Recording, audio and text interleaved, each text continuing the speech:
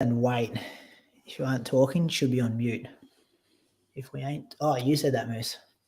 Yeah, that's a good idea. You're still on mute though, Moose. That's the trap when you do that. That is the trap.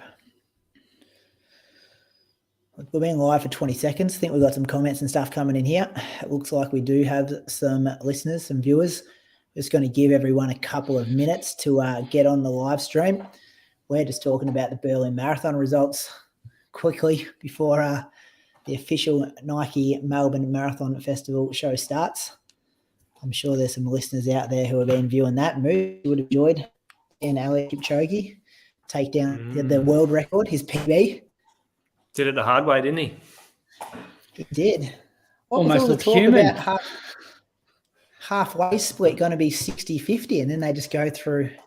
Like, why go to those meetings and have those times set? Do you reckon it was made on the fly? They just got a few seconds under each one, and all of a sudden we take off?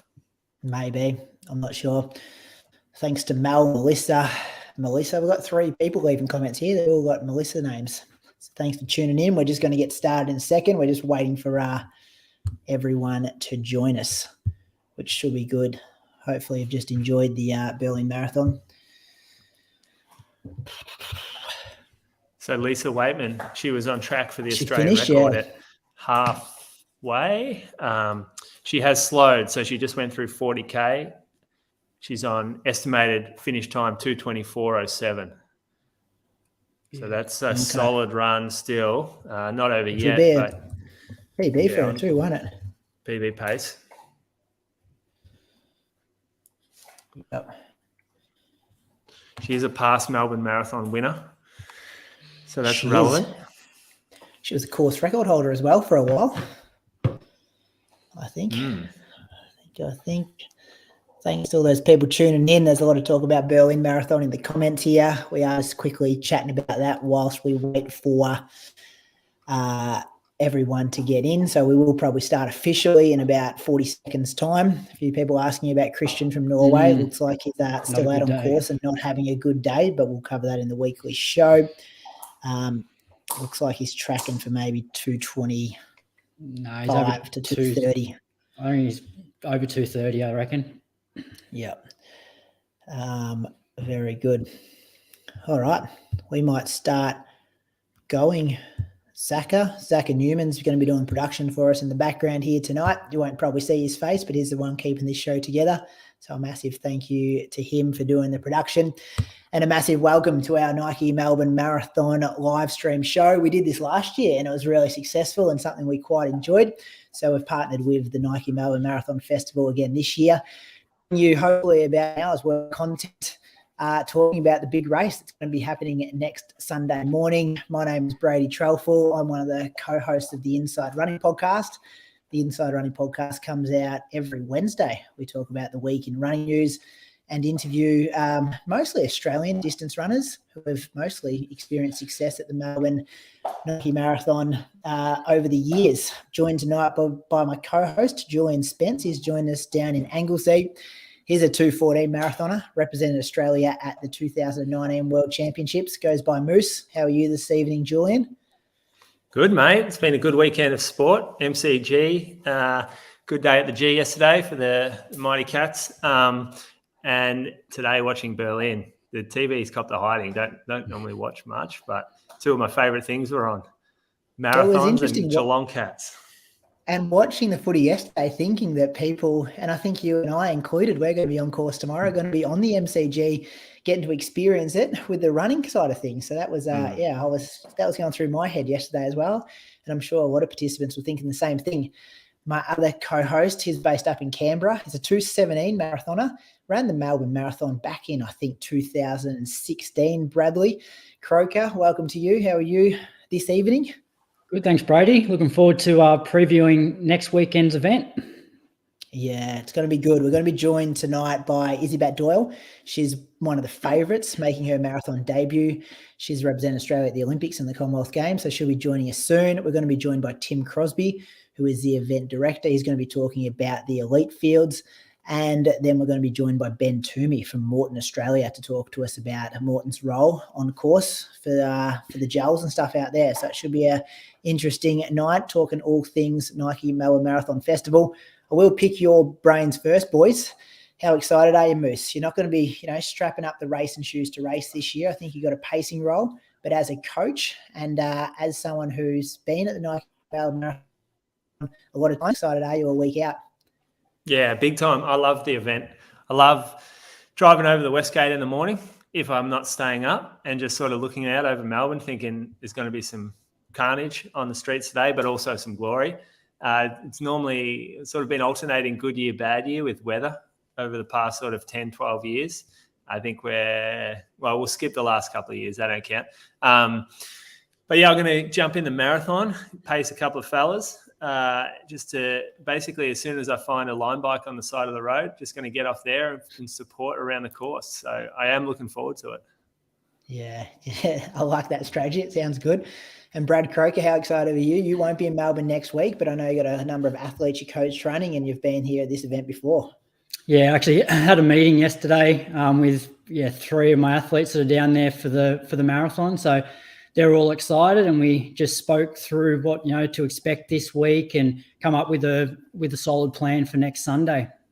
So yeah, I'll be on trying to find some either live stream or updated splits next Sunday morning. Are there any general things that you guys are telling all your athletes that kind of applies for everyone, that people at home who possibly don't have a coach that should be thinking about this far out from the race? I'll go to you first, Moose. I like to start waking up at the time you're going to wake up for the race. So maybe it doesn't have to be that extreme if you're going to get up super early to eat breakfast, but just maybe get out the door for your run at the same start time as the marathon. So you start to get a bit of body clock happening. And then you can also start dialing in your food and your toilet, because we know that's sort of a big deal on race morning, is getting into a routine with the bathroom. Every runner's nightmare, really. Being out there and having to stop at Portaloos or whatever. And the second thing is trusting in what they've done. So just don't be insecure about it. And insecurity, we start to see people trying to test their fitness in the last week, doing things that like running faster when they shouldn't, doing workouts or pushing the pace in workouts when they really don't need to. So we like confidence. Confidence will lead to patience. That's the marathon taper week mantra. And probably in the conversations you're having with some of your athletes, any common threads that are coming across all athletes? Yeah, very similar. Don't try and prove your fitness in the last week. Also, often in this last week, you're very oversensitive to how you're feeling on every run, and you start analysing, am I a bit tight here? I don't feel that good running. But, that's just pre-race nerves. Once the gun goes, you'll feel great. And then come race day, make sure that you have a solid plan going into it and stick to that plan. Like, it's very easy to get excited early on when there's so many people around and you're 5 or 10 seconds a K faster than what you had planned. Make sure you don't do that, okay? Because it will come back to bite you from the 30K mark. Yeah. Mm-hmm. Yeah. And another one for me is always, worry about what you can control this week as well. Don't check the weather every 5 minutes between now and next Sunday. Can't control that. Definitely have a look at what kind of kit and stuff you're going to wear, but a bit closer to the day. And all those little things that you can organise early in the week so you don't have to run around Sunday morning trying to get them sorted before the gun goes are super important to just control that stress. The brain takes up a lot of energy and carbohydrates and things like that. And if you can reduce all that on race morning so you're pretty relaxed, you can save that energy for the race. So pretty special things there. Boys, you did quickly touch on it, Moose, trying to people prove their fitness. And Crokes, you actually said over-analysing fitness this week as well. What are you guys doing for your training for your athletes this week? Will you do a bit of stuff at marathon pace just to test out how it feels, or will you do a bit of stuff faster, slower? What's kind of a standard workout you could maybe throw out there that anyone could maybe try Tuesday, Wednesday if they're lining up for the marathon? Yeah, I've sort of got a go-to for a lot of my athletes. Mix it up if they get a bit bored of it, if they've done multiple marathon blocks, but essentially it's all the same. It's around about 20 minutes total of marathon pace work on the Wednesday before a Sunday race. So that might be broken up into 4 by 5 minute blocks with 90 seconds to 2 minutes of jogging between. This isn't to get any more fitness. There's no sort of like physiological sort of training going on. It's more just like you finding the rhythm that you're supposed to be in for the day. Understand what that pace feels like, because on the day you are going to have adrenaline going through you, and the pace will feel a lot easier than what it does in training. So it's important to find that rhythm and be able to control yourself, show discipline. So there's no benefit to blasting that last workout. Like, you get more, you're going to get a better outcome if you stick to your paces and just sort of relax. And Bradley? I often get my athletes to do sort of 2 half sessions during the week. So the first one might be some 2-minute reps, slightly faster than marathon pace, just to sort of wake the legs up a little bit. And then a couple of days later, basically practice your race warm up and just do 3K at marathon pace, and then a short cool down. And then the rest is just easy jogging.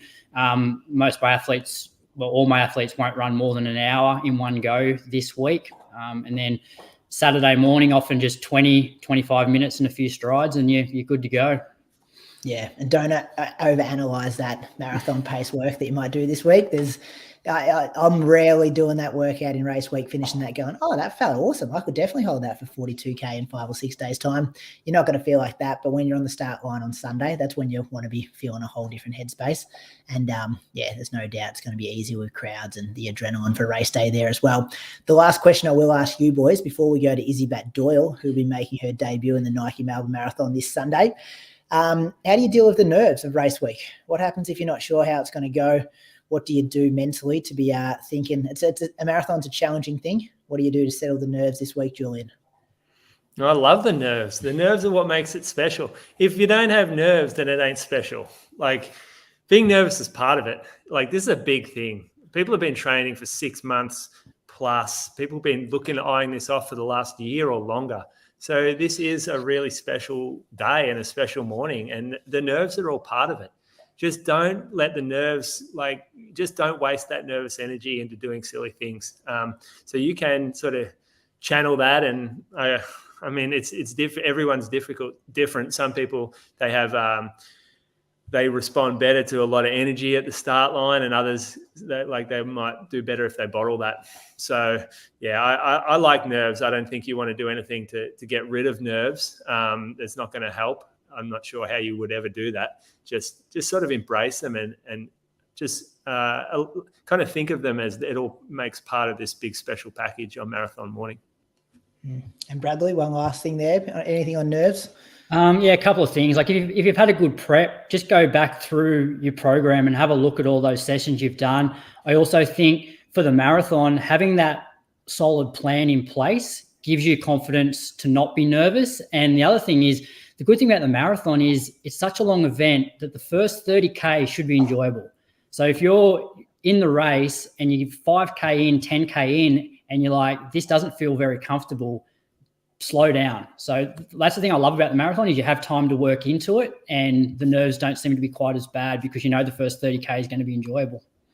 Yeah, listen to your body for those signs as well. And I like to write down the plan, Bradley, because sometimes if you got 1 or 2 plans, you're not sure which one you're going to go with. Actually writing it down, putting it on paper, committing to it is a good thing to do when all of a sudden people start, maybe impacting your plan early in the race because you think that pace is more achievable than it actually is.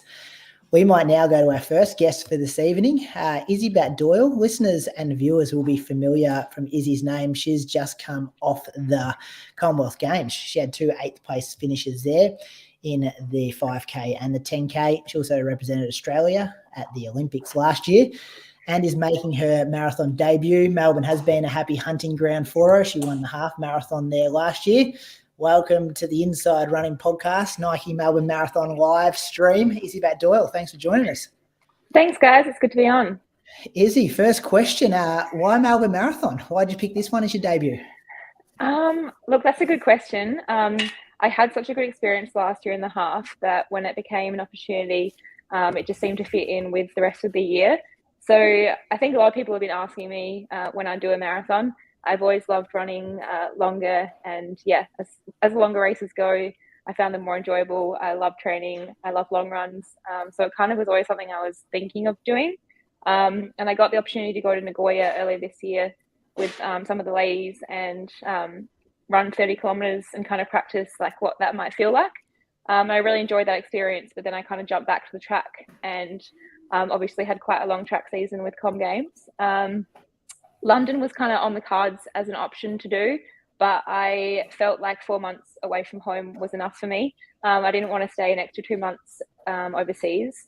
I miss everyone at home so much. It was a long time to be away. So instead of going back overseas for a marathon, Melbourne seemed like a really good opportunity, a place that I enjoyed running last year. Got lots of athletes going over from Adelaide. It's a really fun weekend.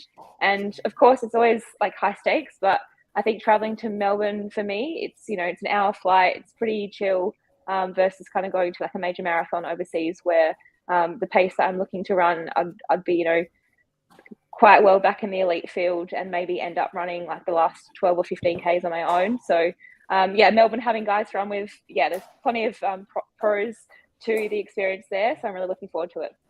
Yeah. How late was the decision made to run Melbourne? Because you have had that busy track season. You've been overseas for what feels like forever.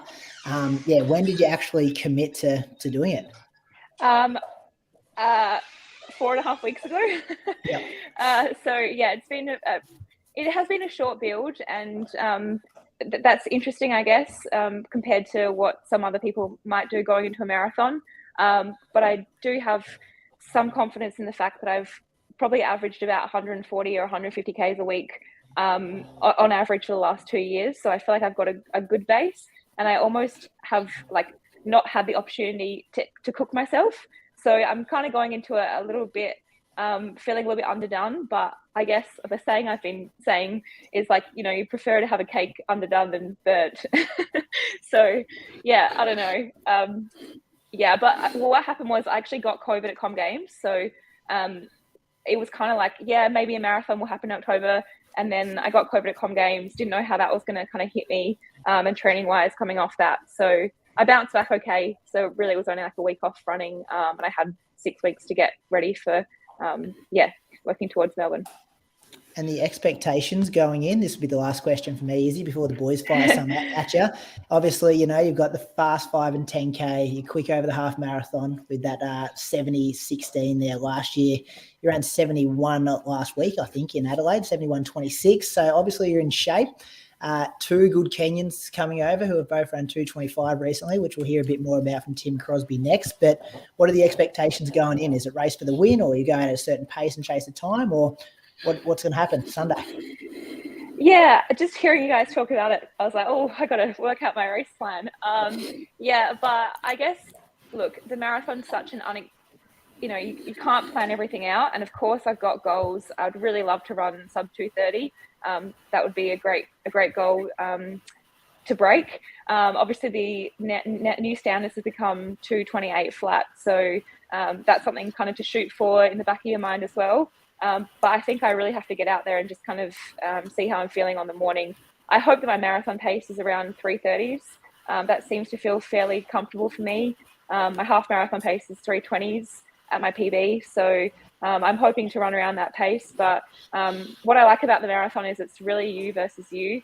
I don't really see it as a competition against other people in the race. Sure, it'd be great to get some prize money to get on the podium. But really, I'm just thinking about myself and trying to just have a good, solid first experience. And I hope that I'll have plenty more marathons in the future. And I can only just build from this first one, hopefully. Yeah, really dipping the toe in kind of event. Yeah, definitely. Yeah, figure it out. Moose, over to you. Hey, Izzy, the marathon's kind of loaded for ladies at the moment. We just saw Lisa; she ran 2:24.02 maybe. So there's a big qualifier on the board that she's really put the benchmark out for the rest of you guys. And we know it's going to take like a lot more than just the qualifier to get to Paris or the world champs. The 10K though doesn't have a lot in it. You seem to be kind of the star, you and Rose. It seems like it's a bit empty, yet the marathon's so crowded. What's with the move up there? Like why are you deciding to do that? Yeah, it's a good question, and it's so true. I really think that even though the qualifying standard is 2:28 flat, you're going to have to run 2:25 or sub 2:25 to get on an Australian team just with the depth that we've got, and that's phenomenal. And it's amazing to be a part of running when it's so deep like this it is.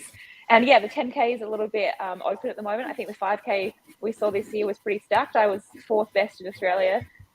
Obviously ends up having a pretty good run at Com Games. But yeah, during the season, you know, I missed World Championships for the 5K. But the 10K seems open.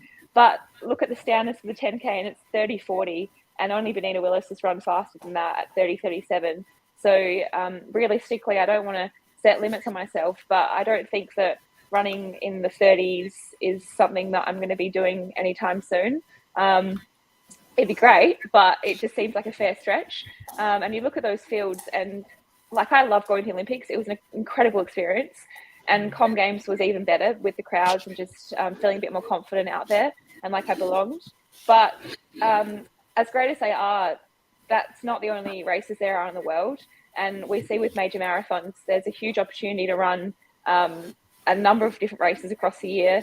And that comes with a lot of different benefits, more financial gain to be had there and actually make a living from the sport. Track is pretty hard. And look, I love track running, but it feels a bit odd when you get lapped. And I got lapped at Com Games in the 10K. I had a pretty solid run. I ran 32 flat. Wasn't the best race of my life. But, you know, Eilish McColgan had the best race of her life, and she broke the Com Games record by about 45 seconds. And coming into the home stretch when I had one lap to go and she's finishing, you're just not in the race. So it does feel almost like you're filling numbers. And to go to the world champs for a 10K at this stage, I'd just be filling numbers and I'd be scraping in. But in a marathon, it's, yeah, like I said, it's you versus you. It's all about, you know, bettering yourself, and it's just a whole new challenge. So I think while making Australian teams is a great goal, and it's definitely still a goal of mine, I just have had my eyes opened that that's not the only way to kind of like rate success in the year, or like rate your ability as an athlete. And unfortunately, we see a lot of athletes perform really well domestically, make teams, and actually not perform to their abilities. So I just feel like there's more to be gained from the sport than just making teams. Good answer. Crokes, got a question for Izzi? Izzi, anything you'd change for this prep? As you said, it's a bit sort of unconventional coming off your track season. And like, I did a bit of Strava stalking today and noticed that even this week you're running, I think, over 150 kilometres. So not your traditional marathon taper. Anything you'd change going in? Look, to be honest, I'd love another month, of course. I'd really love a bit more like confidence in the legs, just knowing that I've done some bigger sessions. I had COVID, so I ran like 50 Ks in a week, had to ease back into it. Then I was like 130, and then I kind of jumped right up to 180. Then I think I did 160, 150, 150 again. So it's not been a bad block, but it's been a short block. And I got a lot of confidence from two of the sessions I did. I did 20 Ks so 1K like on, 1K off. And then the following week I did 7x2K with 500 meter float. I really like those sessions, and I feel like they really bring me up. But I only got 2 of those big sessions done. And then I did the half marathon at the Izzi Bay last week, where I didn't have a lot of competition in that race. I came 3rd overall and first female, but I ran 71 minutes, 70:26. And I felt pretty controlled. So that was a really good training effort, and had a bit of running to do after that as well. But I'd love a couple more of those longer sessions. 2 just makes me feel like I'm a little underdone. But as I said, I haven't really had the chance to be like super depleted or like super tired or feel like I've had any niggles. My body's been responding to the training really well, but maybe if I gave it another month of these really big sessions, that's when I could see any injury pop up or, you know, a niggle occur. So I'll just have to make do with what I've done. Yeah. Izzi, last one from me. Pacemakers for Sunday, bring your own. Got some Adelaide training partners that you're possibly going to have a lot of company with? Yeah, I'm really lucky that one of my training partners, my main training partner, Nichols, he is awesome. He ran 2:27 last year at Melbourne, and he's in the best shape of his life, even though he's in his 40s. He's run like 14:48 this year, and I think like 31 minutes for 10K. So yeah, he can run, and he's been helping with my sessions. It's usually just the two of us. He is doing Amsterdam Marathon though, so 2 weeks later. So he's going to run with me for about 35 kilometers, and then I will be on my own, I think. Well, not on my own. There'll be people out there, I'm sure. But yeah, I don't have anyone kind of planned after that stage. But I know that there are a few other people hoping to kind of run around that time, hopefully. So yeah, hopefully find some people out there. It's a good part of the course to be maybe alone as well, like through the art centre and then climbing up to the shrine and stuff there. It's good to be able to run your own pace through there, I think. Yeah, I've heard that that's probably what I need, a pacemaker, someone to put me through and encourage me. Yeah, but yeah, it's been obviously Riley and Jacob ran was Riley's first marathon last year at Melbourne, and he was going really well, but he struggled in that last kind of from 36k. He started projectile vomiting and struggling a little bit. So yeah, I definitely I'm probably not fully prepared, because you can never be fully prepared, but I'm prepared that it's going to be a hard last 10k. And I'm just hoping that I can be strong enough physically and mentally to really push through. Yeah. Any more questions for Izzi, boys, before we go to our next guest? Not for me. Just good luck, Izzi. Be good to see another Australian female dominate the marathon. So yeah, all the best next Sunday. Yeah, I'm really looking forward to it. It's going to be a great event regardless. Like, I'm just really excited for the weekend, and it's going to be great to catch up with people and just see people running across the distances. Melbourne's a really great event. Last year was so much fun, and I know a lot of people have been looking forward to it all year. So I'm pretty excited that I get the opportunity to run. We were talking about this as well today, Izzi. You know, Jess has won it, Sinead's won it, Millie won it last year, Lisa's won it. Like, there's some good Australian female distance runners that have won it. Like, you take inspiration from that and want your name on that same list? Definitely, yeah. I mean, of course, for sure. It might not be this year, and I understand, that there are some good Kenyans coming over, which is really exciting that we have that kind of ability to bring in talented athletes to Australian races. Just seeing what over the weekend, you know, the races were on, it's pretty amazing. But yeah, of course, you always want to get on the winners list. But yeah, I'm trying to just keep myself a little bit more like low key for this first one, and just not put too much pressure on myself to kind of like knock it out of the park, because I know that, you know, there's so much to learn, like, moving forward. I just want to have like a fair, you know, good experience and enjoy it, and walk away from it going, yeah, I want to do another one in, you know, 4 months or whatever it is. Yeah, good attitude. Awesome. Well, a massive thanks for your time tonight. I'm sure there's a lot of listeners and viewers tonight that are looking forward to seeing what you do on Sunday morning. I'm sure there's a lot of go Izzi's going to get shouted from the sides of the road, and our great Australian hope up there at the front pack, hopefully. So massive thanks. Good guys. Luck with looking forward to it. Good luck with the travel in the last couple of days of preparation. Yep. You'll see Moose and I will be out there. See you, Izzi. Thanks, Izzi. Thanks for that. Our next guest, Bradley Croker, is you're going to be doing this. It's Tim Crosbie. He is I'll ask him his exact role in a second, but he's been involved with the Melbourne Marathon for as long as I can remember. I'd love to say elite athlete director. Tim, have I got that right? CEO, boss man?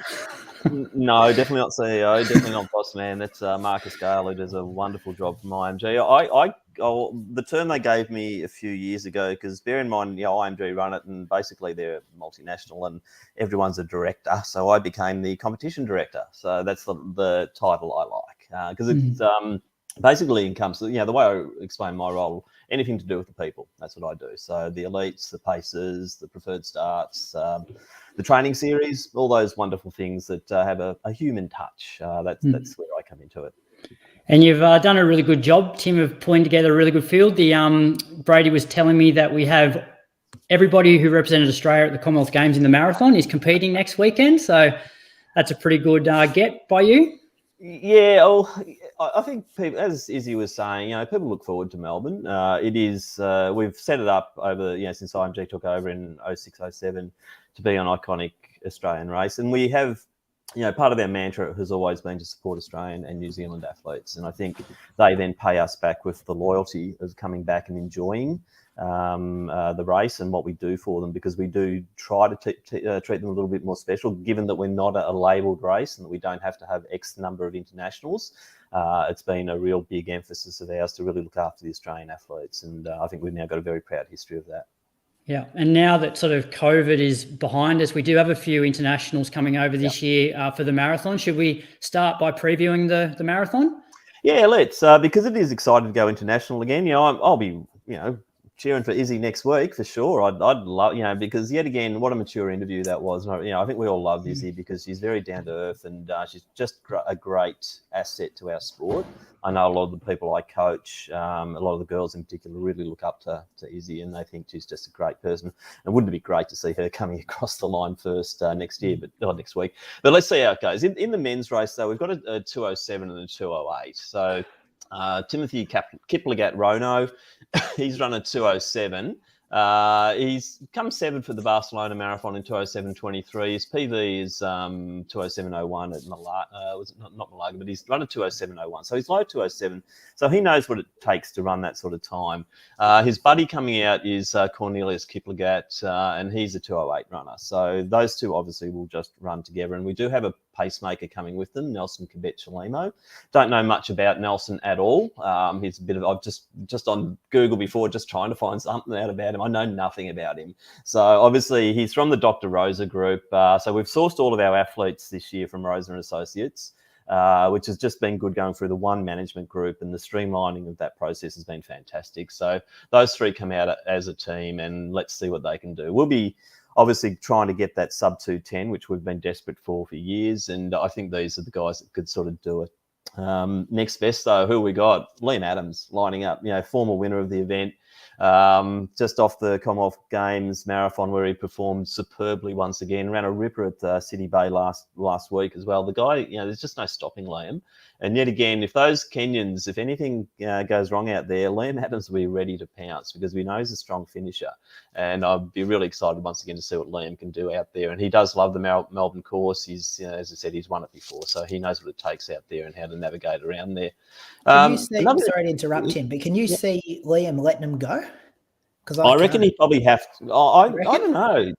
I just don't know, Brady, because he's going to have to weigh up. Is he going to go at 207, 208 pace? Or even, the guys, I don't know what they're going to do. They might be instructed by their manager to go at 209 and go for that race record. Because bear in mind, they get the $20,000 bonus if they break the 210, 20 something, whatever the race record is. So if they get that, they get 20,000 extra on top of the 20,000 prize money. So do they go safe? Do they go for a big time? We'll be encouraging them to go for big time. That's what, when I pick them up from the airport, I'll be talking to 207s. And that's what we're really, because we know that we can do it. If they can run 207 in Sydney, for God's sake, we can run 207 in Melbourne. It's just a matter of the field. And obviously that's a labelled event. It was a stacked field and it was a fantastic field up front last week in Sydney. So we know we can do it in Melbourne on the right day. And long-range forecast at the moment is looking pretty good. So if there's a day like today, it would be an absolute ripper out there. So look, that's up to Liam what he does. Do I have that conversation with him? Well, Liam's Liam. So I think he's probably got a bit of a plan already. And let's just see what he does out there. Because the other one to watch out for there, though, is Reece Edwards. 2:17 last week in Sydney as a training run for Melbourne and winning Australian Championships. Not a bad little tempo run, was it? So Reece, I'm quite excited to see what he can do. He's a 2:13 man, bear in mind, and he's a 63-minute half marathoner. So Reece Edwards, and he's been just really consistent since he's come to Melbourne, racing regularly, doing all the right things, and I wouldn't be surprised if Reece is right up there. But also you've got Riley and Jacob as well, the two Cox brothers, and Riley's obviously got the quicker time on the board with Jacob's 2:19 in Gold Coast. I think he's certainly one to watch out for, because I think we're now getting the maturity level from these two in the marathon. As he said, Riley debuted last year, found it a bit tough at 30-odd K, but gee, that's what's going to happen in the debut marathon because you've never been there before. And I think we're going to see the best of Riley and Jacob. Riley's 62 for the half, so he knows what it takes to run fast. So I wouldn't be surprised if Riley is it Liam, Riley, maybe Reece forming that sub-pack and sort of just stalking what the Kenyans are doing. I don't know. That's up to them to work out what they do. And if there is a plan between them, let's see how that pans out. So they're the top picks in the men's. And, we're not like last year where we had probably I'll use the Glenn Turner term, a plethora of Australians because of the COVID issues and people staying in Australia to race. So we haven't got as deep a field, I don't think. It sort of drops a little bit after that to the high 220s, low 220s. But I think that top few, the Cox brothers, Liam and Reese, are all very good quality runners that are going to put on some good performances. Yeah. And the women's? Women, yes. We've got an Ethiopian and a Kenyan. Okay, so the Ethiopian, Yenabiba Maru Ajiju, doesn't speak a word of English, so I'm desperately trying to source someone who can speak Amharic or Tigray so for next week, or else the interviews are going to be a bit dud. But she's a 225.02 runner. So we've got two girls that are a recent 225. So Yenabiba and also Beatrice Cheptu. She's 225.20. Both at the Malaga Marathon, which is in Spain.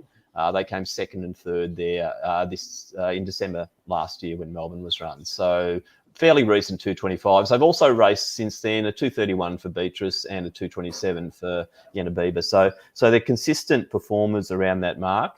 And because of those more recent times, I wouldn't be surprised if Izzi isn't too far off, or whether they are running just for the win and just eyeballing Izzi to see what her and her little pack do. And that might be a smart move for them.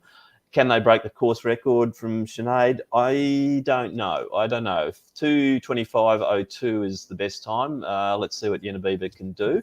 She's only 23 though, so she's still got youth on her side. She has run a few marathons, and she's done a few. She was, Paris this year in April. How are they going to present? They've got the travel to go through as well, all the way out to Australia, which they rarely have to travel that far for a marathon. So I honestly wouldn't be surprised if Izzi is thereabouts, and let's see, because I think, as Izzi rightfully said, she has to be looking at those qualification standards for next year's major champs and also moving forward towards the Olympics. And I can't see her mucking around with trying to run a 230. I think they're going to, especially with Bryn and the other guys around her, I think they're going to have a bit of a shot around that 227. As she said, if she can manage the 330 Ks, which is the 227, I think Izzi is going to be right up there, and she might surprise us. I think I wouldn't be surprised if there's could be a little bit of a boil over there. And how good would that be coming into the MCG? But let's find out. Good race. Yeah. Sorry, just moving down a little bit though, Crokes, and we've got people like Rosie Webber's coming down from Sydney, and she's respectable. We're sort of sitting then around. Unfortunately, we lost Marnie and we lost Mira. They were going to be that next level, about the low 230s, and both of them just weren't quite up for right now. So then we're going back to Rosie Webber. People like Sophie Fitz on the way back. Everyone would know Soph. She's on the way back. Saw her out training this morning. She's looking good. She's run a 2:42 in the past. Then probably we're looking at also Deb Bruce. I've got a personal interest there. I coach her. I've just done a tattoo bet with her. If she breaks 240, I get a tat. So she's all fired up now. So she's been in really good shape, and also a couple of really good debutantes as well, which is Alexandra Blake, and she's a Queenslander, 77.5, Jess Jason, 78.5, and then Mel Townsend, blast from the past. Mel Townsend, good track runner. She's debuting in the marathon as well. Very good. And the half fields, both men's and women's, are stacked. Good combination of experience and also people stepping up for the first time who have, highly credentialed in shorter distances. Yeah, the half is quite exciting, isn't it? It's just, we're at that point now where, this is the beauty of Melbourne, I suppose, that we are able to pull in good fields. The women's field, Stenson, Diver, Rose Davies, Eloise, we're still waiting for confirmation on Eloise because she has got New York, and we know that is number one priority for Eloise. So whether she runs Melbourne or not, that it's just so spicy, isn't it? If she does. Sarah Klein in there as well. Danielle Allen, you might not have heard much about Danielle. She's a Queenslander. She's run a 72. Then you're looking at girls who have run 73, 74, 75 as being just bit players. And, years gone by and they would have been favourites. And it's just a remarkable circumstance that we've got now. But that field is really, really exciting. And, having Jess in the field is just a major bonus for us because, Commonwealth Games gold medalist, absolute superstar of the sport. And we're really pleased to have her coming across. And once again, as usual with Jess, she's just been absolutely delightful to deal with, getting her into this field and doing the media for us. So she's just fantastic. Rose Davies is the interesting one, I suppose, debuting. Let's see. Obviously a fantastic 10K runner. How will that translate? But as we found with Izzi last year, did translate. So Rose with that bit of toe, and you definitely wouldn't want to be around her late in the race if she's still there, because Rose definitely has some good 10K, 5K form on the board. So that's going to be really quite compelling. Then you're looking at people like Tara Palm in the field as well. So Tara's actually having a bit of a good comeback now. So she's been racing quite well recently, and it's great to have Tara back on the scene. Got a tip for the women's half, Tim? Oh, Jesus. Thanks, Crokes. Look, I suppose sentimental reasons, Sinead. I'd love to see Sinead come into the MCG, leading. But Jess seems just to have the formula right at the moment. And that win last week in Sydney Bay, once again, just stamped her as a very professional athlete. Sinead ran a half, Jess ran 12. Is that going to have bearing? I don't know. Actually, I'm going to go out on a limb. I did last year, and I think I picked it right. I think I picked Izzi last year. I might go for Sinead to come back on this one and really have a good hot go at it. Very good. All right, let's move to the men's. Another outstanding field. Yeah, it is, isn't it? And a couple of X factors in this one. Obviously, Jack Rayner's the standout. We all love Jack, and it's great to have him racing in Melbourne again. We really do enjoy having him. He's just such a great guy, and so easy. Yet again, a bit like Izzi. Just these people are easy to deal with. They're not prima donnas. They're not demanding this, that, and the other, and they really make for a good race. So Jack, a 61:01, 27:15 guy. Yeah, he knows what it takes to run a good half marathon, so he'll be right up there. Then you're looking at Buchanan, also Sam McEntee, the Vic 10K champ. Liam Burton is coming down from Queensland, and another one to show some respect for. I think Liam, he's starting to really get some credibility on the board. His consistency in racing, I think, has gone to a new level in 2022, and I'm excited to see what Liam can do in a good field like this, and whether he decides to try and be a factor.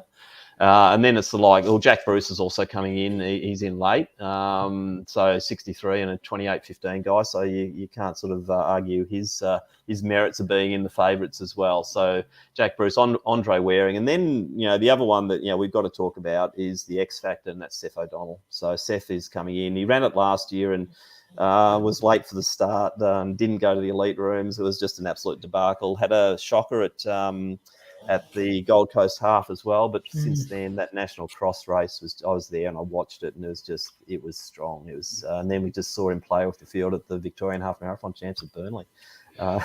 Remarkable stuff. So what's Mr. X Factor going to do? What's the flying mullet going to be capable of? I don't know.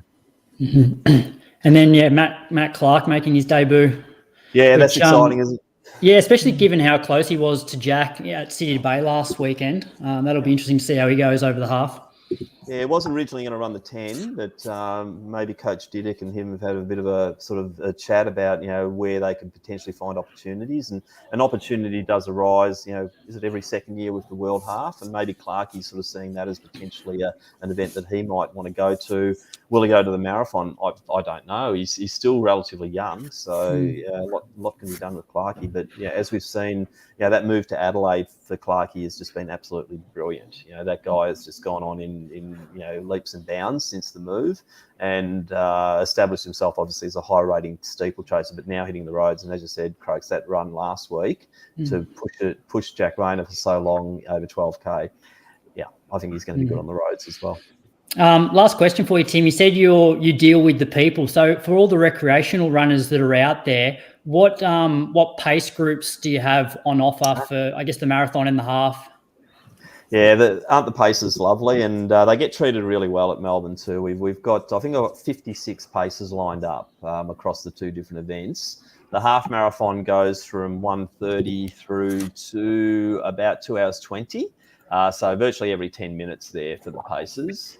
And the marathoners, we're actually going to have we've got 3 guys running the 250 group this year, which is quite exciting to have so many. And I'm going to probably get David Stayer to go out at 4-minute K pace, which is the 2:48. I haven't told Dave that. If he's tuning in, Dave, that's your instructions.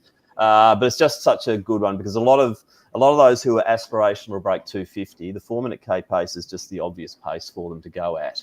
So if we have at least one of them just poking forward and just sitting religiously on 4-minute Ks, because as we know, that is the best way to get under. You don't go too far under the fours. You just sit pretty on that 4-minute K pace, and that's how you're going to get there. So 250s, we've got my standard crew in the 3-hour group. Damien Angus, Stephen Payne, they're 2 that have done it so often. Angus, it's now going to be his 10th time pacing at Melbourne Marathon. So he's now an official Spartan as a pacer. And he's taken I think the majority of those 10, I think it's all 10 have been the 3-hour group. And the guy is absolute champion. So that group will come in anywhere between 2:58.30 and 2:59.30. You'll see that 3-hour group. He does it every year. And they are so reliable, and they'll be pretty even pacing all the way. So if you're not aware of the way our philosophy goes in Melbourne, we don't want them getting time in the bank. They do not go out and try and do a faster first half because they're going to fall away on the second. We want them very metronomic, maybe 30 seconds up at halfway, and then just try and keep it steady all the way. So 250, 3 hours, and then we go through to the 320s. And last year we introduced the 4:45s and the 5-hour groups, and we have them again this year as well. So we're now catering further on through the field because it was a criticism that we cut off at 4:30, but now we've introduced 4:45s and the 5-hour groups. And I've got 3 very good friends running the 5-hour group, Jane, Wendy and Jody, and I think they'll have a lot of fun out there. Yeah. Well, they're all the questions for me. Sorry, Tim, did I see on the social media this week as well that Nike looked after him with a bit of a goodie bag, all the paces? They certainly did, that was nice. Quite a few of them have got Alpha Flies to wear as well. Yeah, so, that's what I thought, it's yet again, it's symbolic of this is Nike's philosophy around the Melbourne Marathon, that they want to be seen as very much a brand that everyone can wear and everyone's comfortable in, and their support for the places and also the training series leaders. I've had 24 of them.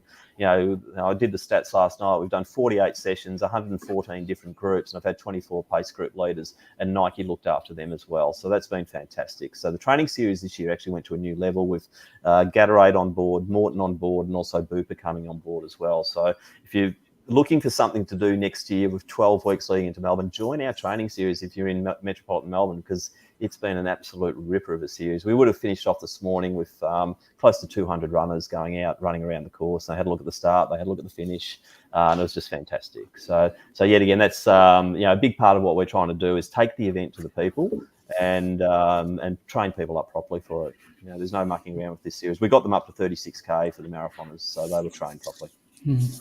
Well, Tim, I know that you're a busy man this time of year, so we appreciate you coming on and giving up some time tonight, and all the best for the next week. I'm sure it'll be another great event. My pleasure, and thanks for having us on board and supporting the Nike Melbourne Marathon Festival, guys. Nice, cheers, Tim.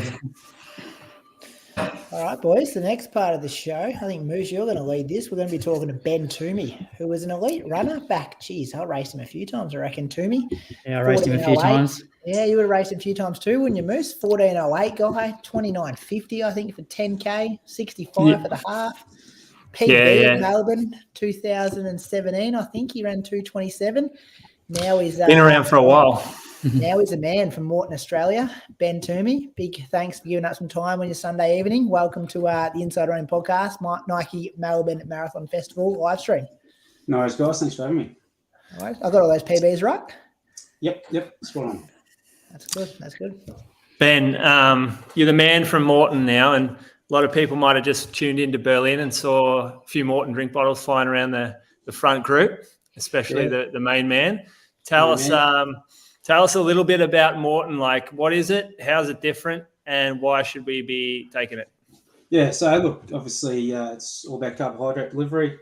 We do a gel, a drink, and a bar. So it's all about giving athletes the opportunity to increase their carbohydrate uptake and fuel performance, because carbohydrate is one of the biggest limiters to exceeding performances. So how's it different from a normal gel? Anything different, or is it you're just better at marketing? Look, we're good at marketing. There's no doubt about that. But look, the texture is one of the big things that's very different for ours. It comes out like a jelly. Looks like a slab of aeroplane jelly. So that's a very unique thing about ours. We don't have any flavours, colours, preservatives. So it's a very clean product to take in. And one of the advantages in no flavour is that we find that a lot of customers have been uncomfortable with flavours and textures of other products. They've found ours to be a lot easier to get down. You don't get flavour fatigue as well, which is a real issue when you're out there for 2, 3, 4 hours in a marathon. Obviously, some of our Ironman athletes are out there for 10 plus hours, so flavour fatigue is a real issue for them too. So the gels will be on course for the first time ever, which is pretty exciting. Where you carry it all yourself. Yeah, so we've managed to get 2 aid stations with the gels. There was a lot of work from ourselves and IMG to get that to occur. There's been a lot of issues with littering in the past, so it was quite difficult to get the council approval. A lot of work went into it, making sure we had a full closed circle of waste management. So I guess that's one thing for athletes. Please be very mindful of where you dispose of your gel wrappers, because we are hoping to increase this and have more aid stations with gels on course in the future. So if athletes can be mindful, that would be much appreciated by everyone. So you'll be out there at 11 kilometres. The half marathoners will get a dig at that, as well as the marathoners. That's right. And then the marathoners will have their own at 31K, heading back up to the city after the turnaround. As you come out Fitzroy Street, there'll be another aid station there just before the merge of the half marathon. And what will it look like when an athlete comes in? Are they going to have to stop and pick them out of a bucket, or what are they going to have on the tables?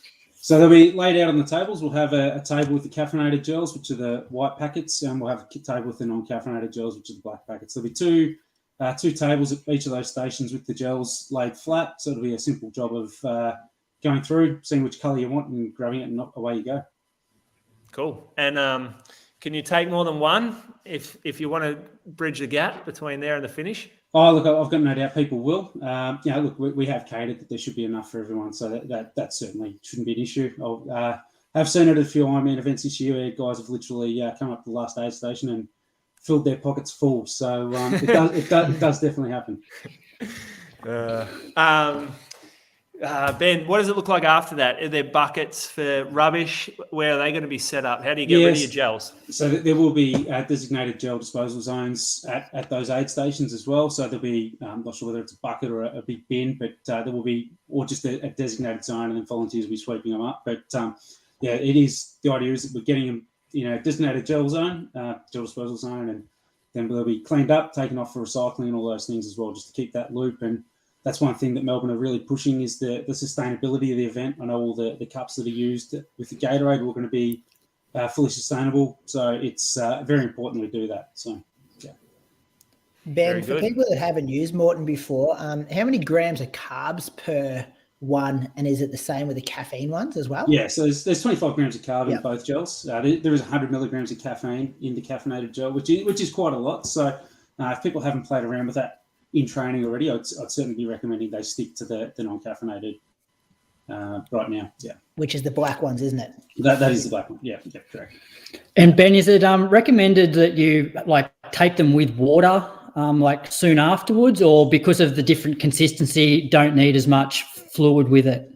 Well, see, you don't need to chase them with water. So they're not a concentrate like some of the other products are. So a lot of our competitors' products are actually a concentrated gel. So you need to take the water to dilute them. You don't need to do that with Maurten, so you can just take them when you need it. Obviously, still very important to have a hydration strategy as well. So I'm not saying that you don't need to take any fluid on board, but you don't need to have that gel straight away followed by some water. Yeah. Ben, what time's the alarm going to be set for Sunday morning for yourself? You'll be down there, of course. Yeah, it'll be a pretty early morning. We'll be helping make sure the aid stations are set up correctly, getting all our collateral out set up. So probably somewhere around 4:30, 5 o'clock, I reckon we'll be out getting everything sorted and trying to make sure we're out at Albert Park before the roads are closed as well. So it'll be a busy weekend, definitely. And it must be pretty cool for you, like a Melbourne boy and spent so many years around running, to now be on the side helping people achieve their goals with the product. Yeah, look, it's really exciting. Obviously, we've just been at Berlin on course there and of course at Melbourne, so it's pretty cool to be involved in the biggest marathon in Australia. on this level. It's been really pretty amazing to see the response we've had from the punters. Retailers like Moose have had a really good time of it over the last few months as well. So it's really exciting to sort of see that come to fruition, and really looking forward to seeing it all come together next week. I'll be pretty glad and pretty tired Sunday afternoon, that's for sure. Yeah, it was a real wow moment when I saw that this partnership, just like it's such a premium product and you never kind of expect it just to be free on course. So when I saw this partnership was locked in, you're like, whoa, this is a huge good deal. Yeah, look, it's important for us to do that for the brand. You know, we've sort of now been in the country for 4 years and we've seen good growth. Obviously, it's been a little bit challenging without events over the last couple of years to, see how much that growth really has occurred. But, we've seen with Ironman, so we're a global partner with Ironman, and we're coming to the end of the second year of that, and we've seen what that can do in terms of increasing awareness, increasing athlete consumption, and we felt that the running market is such a big market, and we wanted to be involved in big events in Australia, and this is obviously the first one, and a very exciting one to be involved with because I've been involved with Melbourne Marathon in various capacities for at least 10 years now, and looking forward to seeing this come together and hopefully fueling lots of PBs.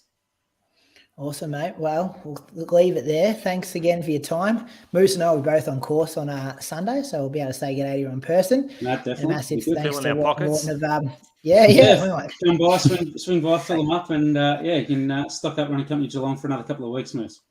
Good man. Very good man. Thanks, Ben Toomey from Maurten Australia, for your time tonight.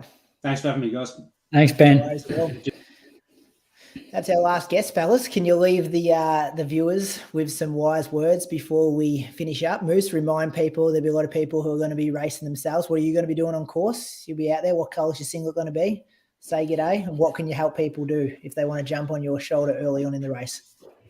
No. I'm not pacing. I'm just hanging out with a few friends. So do not expect anything from me. I take no responsibility for what happens around me. I'll be in a black singlet with pink shoes. I'm going to have a pair of shorts on that I can carry my phone so I can buy a coffee as soon as I finish. I'm going to have to sneak through from the back of the pack because I haven't organised preferred starts or anything. So I'm going to be doing a bit of sneaky work there, working through the crowd. Enjoy it. This is what you train for. It's fun. This isn't that serious. If at the end of the day you're going out there and doing a running race, no one cares about the time that you're going to run. No one cares if you run 2 hours 45, 2 hours 47. Only you care. So don't put that extra stress of thinking that other people are going to judge you differently based off your marathon time. Well put, Bradley. Some wise words before we sign off for the marathoners, half marathoners, 10Kers out there on Sunday morning. Well, obviously enjoy it. Don't try anything new on race day. Stick to what you know, control what you can control, and embrace the pain. Yeah. Smile like Kipchoge when it hurts. And enjoy being so fit. You're the very fittest you've probably, majority of people, the fittest they've been ever in their life this week leading in. And don't wish it to be away. So many people are like, I just want to get the race over and get it finished. I guarantee you Sunday night, you'll be wishing you could come back to a week out to enjoy this fitness and enjoy the race week excitement. So, a massive thank you for the people tuning in here. Zach has just put up some questions. We've got Dylan here trying to break 3 hours on Sunday for his debut marathon. Brady, are you going to toe the pack if you drop back with us? Do a bit of work up the front. Similar to Moose, I will be doing one job at around 2:20, and then I'll see what happens. I'm not sure if I'll be carrying on. I'll talk about that more on this week's podcast. We'll have some more details there. So looking forward to seeing a whole lot of listeners on course on Sunday morning.